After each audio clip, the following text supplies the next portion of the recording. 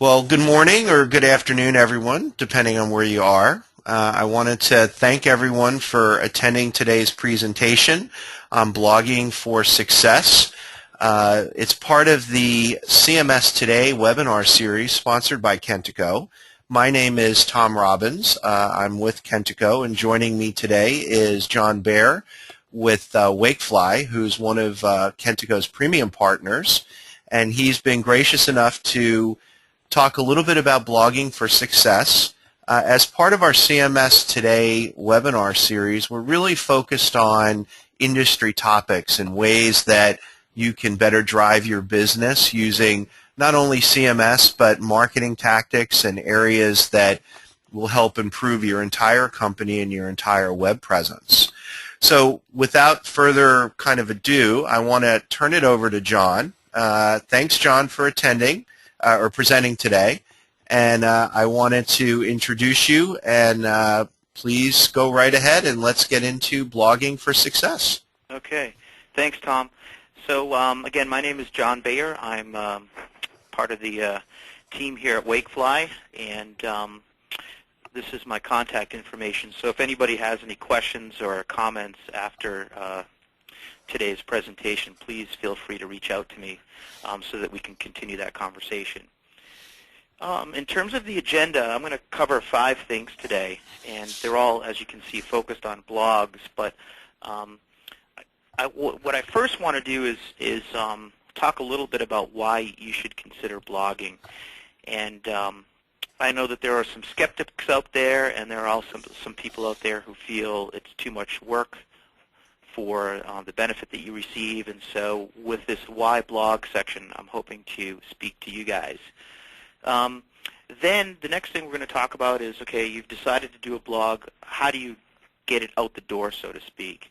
And so we're going to talk about workflow to ensure that you're blogging on a regular basis. We'll then talk about some sample blog formats, just so you can kind of see what some other folks are doing in case you decide to start your own blog. And then we're going to talk about platforms that will help you to blog, including Kentico's blog module. And then finally, I want to just talk about some things you should think about in terms of success and how you gauge, the success of your blogging campaign. So let's get right into it. The first thing I want to talk about is when to blog. And we believe here at Wakefly that before you start blogging, and for that matter, before you engage in social media, meaning your Facebook and your LinkedIn and Twitter accounts, we believe that you need to get your corporate website in order from a search engine standpoint. So the reason for that is you're going to start getting a lot of traffic from these different venues or paths into your website. And so you want to make sure that they all kind of work together. And so therefore, if your website is fully optimized for your keyword phrases, your blogs and your Twitters and your Facebook will also be optimized for your keywords. And then when people come back to your site from those other outlets, it will all kind of work together. And so, I think the takeaway from this slide really is that blogging it's part of search engine marketing, but you don't want to put the cart before the horse. In other words, you want to get your corporate website fully optimized for your keyword phrases. So I think if you really want to cut to the chase, the simple answer for blogging is it gives your company a lot of attention. From a sales perspective, and I'm in the sales group here at Wakefly. For me, I believe it helps me from a credibility standpoint. So if I'm in a competitive situation and I can tell the prospect, hey, you've mentioned that you have this issue, go here to read my blog, and I speak about that issue here on that blog. It really helps me as a salesperson from a credibility standpoint. And so that's my number one reason for blogging, is to help me with my sales. But there are other sort of bigger picture answers as well. And I think one of the bigger ones is it demonstrates thought leadership. We'll talk about this later, but when you're writing your blog, you don't want it to be salesy or marketing fluff. You want it to provide valuable information to these readers. And by doing that, you're really going to be setting yourself apart as a thought leader in your space. Another important reason why people do blogs is they want to increase the qualified traffic to their website. And in addition to that, they want to ensure that visitors to their websites are stickier. So in other words, if you have really high valuable content, fresh content on your blogs, the visitors are going to spend more time on your website, and you're going to start seeing your bounce rate and your exit rates decreasing. And the benefit of that is that basically means that people are spending more time on your site. And if they're spending more time on your site, you have a greater chance of getting them to convert into qualified opportunities by filling out a form. So in our opinion, blogging can help with all of these different goals of a website.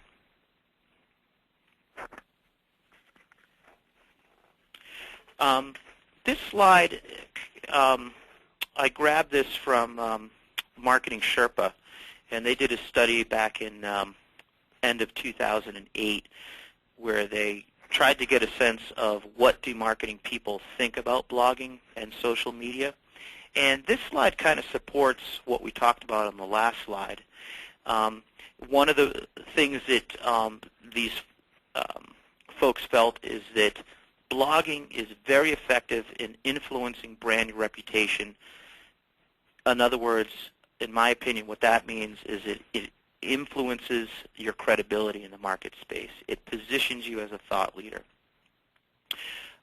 Another thing that people feel that it's very effective at doing is improving your search engine rankings, and I really support that as well. As you know from previous webinars that we've done together, when it comes to search engine optimization, content is king, and blogging provides you with a great natural ability to constantly add keyword-rich content to your website, and by doing so, you will improve your organic rankings. Again, we just talked about increasing website traffic. I would go beyond that, and I would say that it increases valuable website traffic because people are coming to learn about your blog, and by doing so, the thought is that they will then jump on to other pages within your website and learn more about what you have to offer. So I think from these two slides, we can conclude that most marketing folks do believe that blogging is a good use of their time. Marketing Sherpa did another study in end of 2008, and what they tried to find out is where are people's marketing budgets going in the near future. And as you can see, the number one bucket that is increasing in terms of marketing budgets is social media. So blogging fits right within there. And so I guess what I'm trying to do with these few slides is I'm trying to prove to the skeptics out there that blogging really is here to stay, and it's becoming part of the mainstream marketing mix. And furthermore, I'm hoping to prove that through these couple of Marketing Sherpa slides that your competition is doing it as well.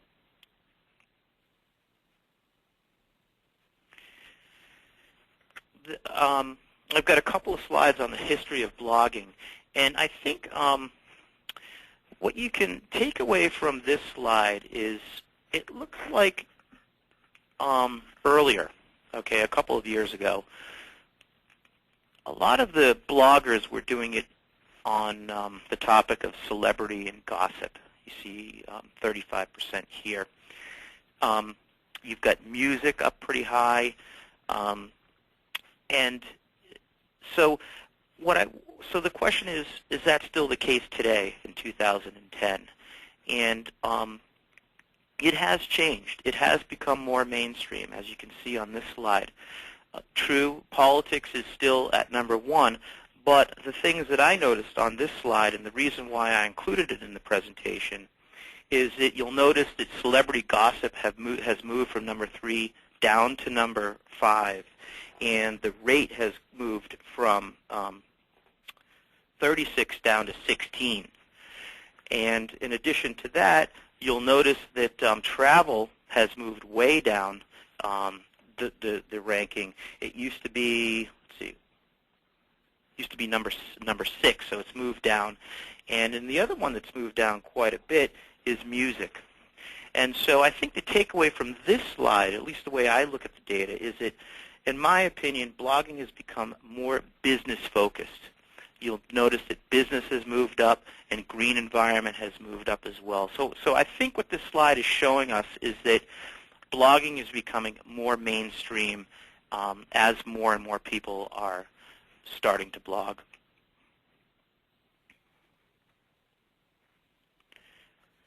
On this slide, I want to talk a little bit about the purposes of blogging and compare it to how we used to do things with traditional marketing.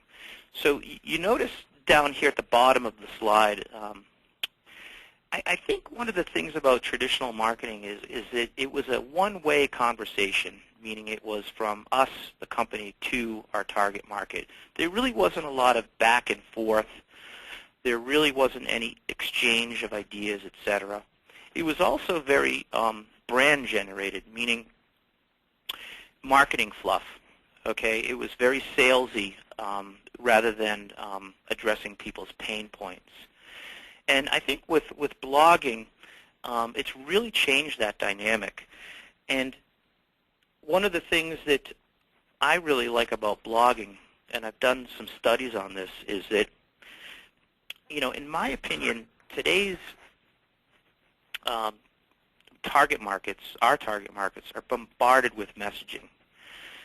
Even when you're at the gas station filling up your car, there's messaging on the gas pumps. And so the question becomes, how do you break through all of this clutter? And I believe that blogging is a great way to break through that clutter, because what it does, if you do it properly, it's more thought leadership focused rather than marketing or sales focused. And I think people nowadays really appreciate that and gravitate towards that type of content. And so, in addition to that, the other thing that I like about blogging, besides the messaging, is that it is multi-way, meaning there is an exchange between you and your customer, and then as customers read that, they can share it with their friends. So your customer can share it with another one of your customers, thereby creating viral marketing.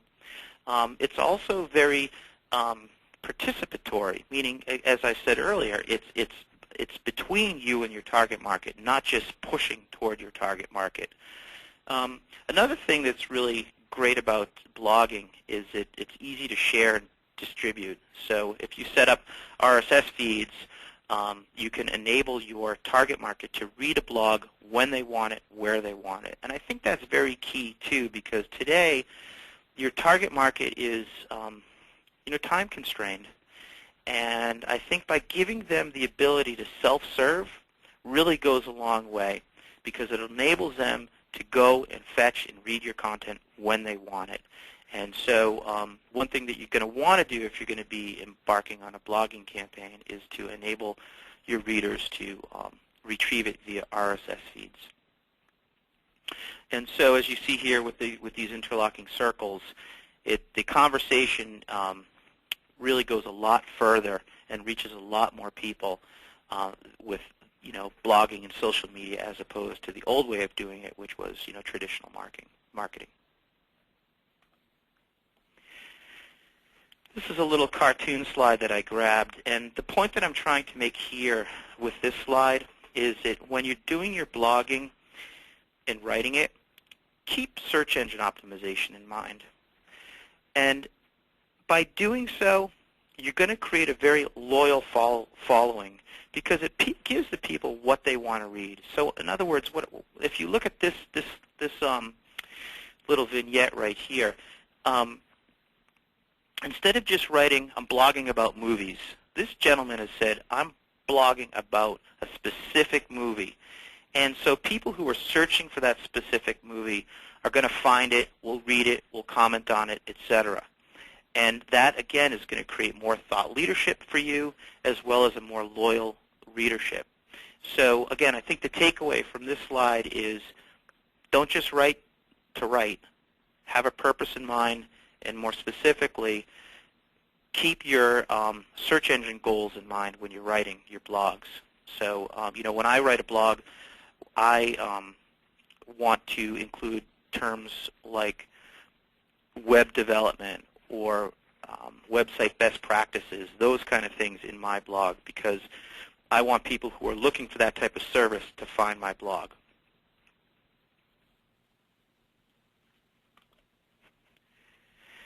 I think, based on talking with some of our clients, there are other reasons why people blog. I think one of the big ones is when you're writing blogs, it really forces you to stay current in your industry. Because, again, it's pretty obvious. If you're writing on stuff that everybody already knows about, or if it's old news, no one's going to read it. And so for me, especially when I write, it really does force me to stay current on some of the web trends. I think another thing that it allows you to do is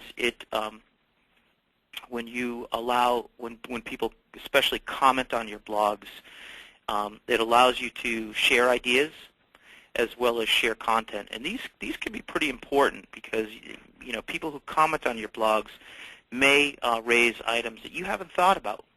And so it potentially could give you ideas for future blogs.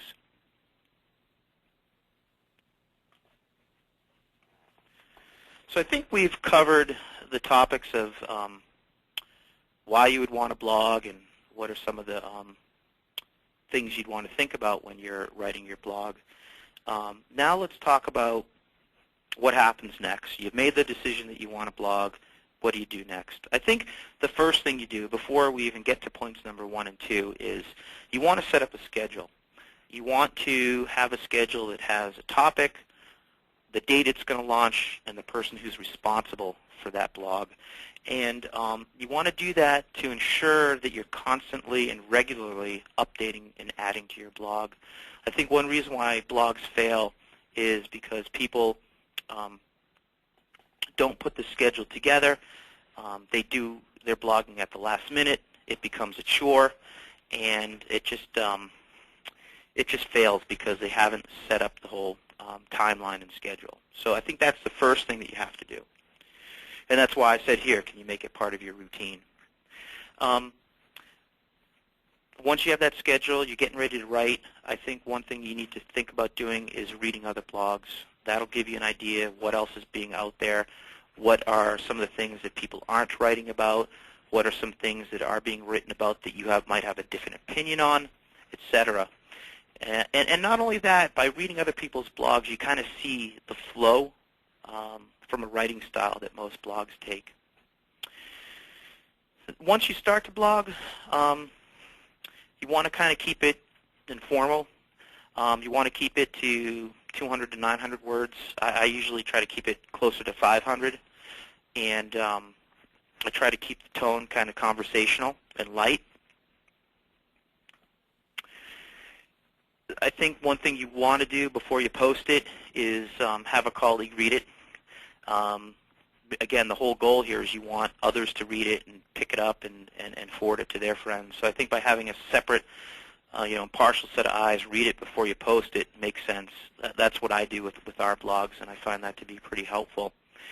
Once it's been edited and you're getting ready to launch it, you want to make sure that you have linked it to other relevant sites, and I've listed a bunch of them here. So you might want to, like what we do here at Wakefly is, I'll put the blog up on the wakefly.com website, but I'll mention on my Twitter site, the Wakefly Twitter site, the same Facebook.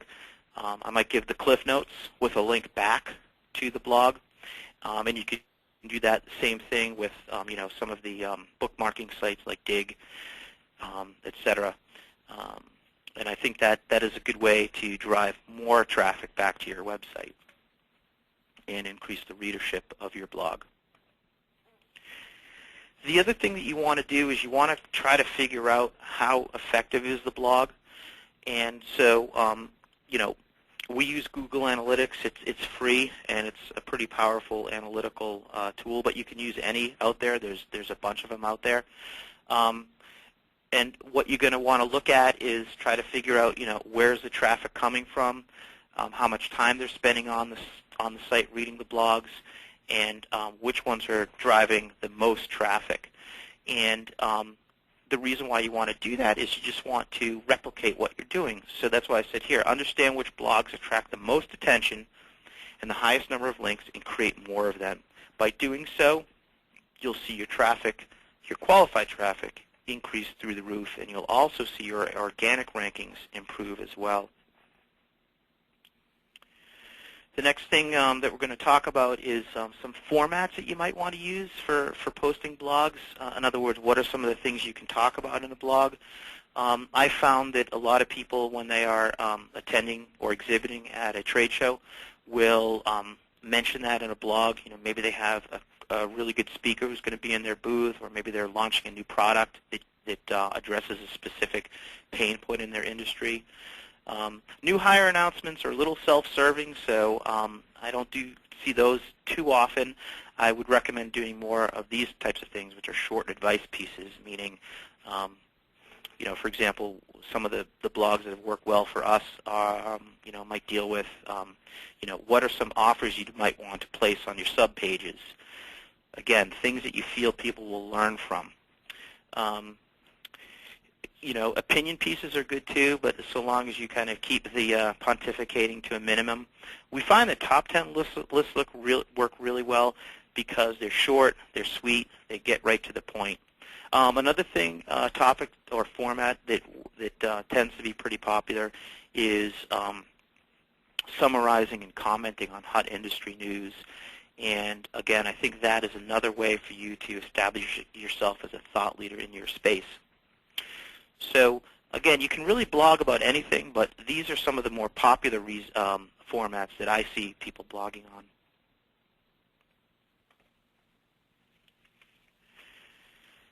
The other thing that you need to think about is, where is the blog going to reside?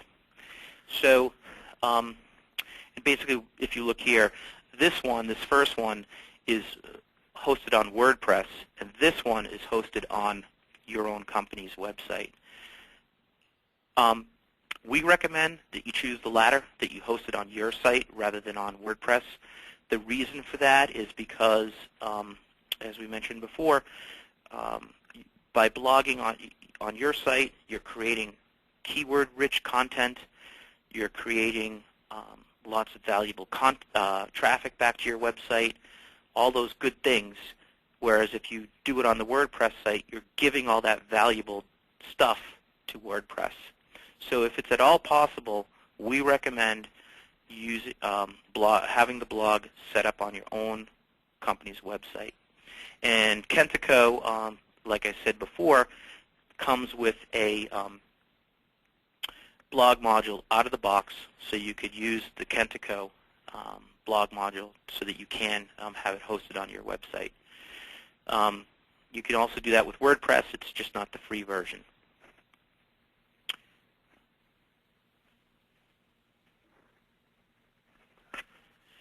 So how do you know whether your blog is successful?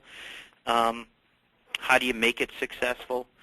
Well, I think to ensure success, I think that all of these first 5 items are really, really important. Like we said before, you need to kind of see what's going on in the world, and by reading and writing, you'll see what other people are doing. You'll see what other blogs are good, which ones are bad, and that way you can kind of emulate the good ones and avoid doing the bad habits. It's important, again, to introduce blogging into your workflow. So, maybe you say to yourself, okay, every Monday morning I'm going to post a 250-word blog on our website. And so you block off time in your schedule so that you know and your colleagues know that every Monday morning at 10 o'clock, that's the time when you're blogging. again, you're trying to create credibility, so you want to make sure that there's no typos, no mistakes when you're posting your blogs, and that's why we mentioned before you want to have a third party, a colleague, proofread it before you go live. More importantly, you don't want to say anything that's incorrect. The other thing that I wanted to point out here is this little graph here. You'll notice that if for companies who have a blog on their website versus companies that don't, those who do get 55% more visitors to their website. And if you think about that from a sales perspective, 55% more visitors can turn into a heck of a lot of new business. And so, again, from a sales perspective, this is really the reason why I blog, is because I want people coming to my site. I want them to fill out our forms. I want them to feel comfortable. I want them to trust us. And I feel that blogging is a really, quote-unquote, low sales approach to do that. So I really don't have anything else to talk about. Again, I just wanted to give you folks a real high-level understanding of blogging and, what are some of the things to think about before you get into it, and what are some of the things to think about to ensure that once you are blogging that you're successful, and not just for today but for a long time. So, again, I thank everybody for your time, and Tom, I'll throw it back to you. All right. Well, thanks, John. We have, if we have any questions, we'll give everyone a second to ask them. Excuse me. Otherwise, we want to thank everyone. It looks like we don't have any questions coming in. Give folks another second here. Otherwise, we will go ahead and wrap it up. We appreciate everyone joining us for today. And thanks, John, for presenting. As we close out, you just want to make sure you give your contact information again? Sure. It's so my phone number is down here, 508-616-2042, and my email is jbaer, J-B-A-E-R, @wakefly.com. All right. Well, with that, we'll go ahead and close down. And thanks, everyone, for joining. And as always,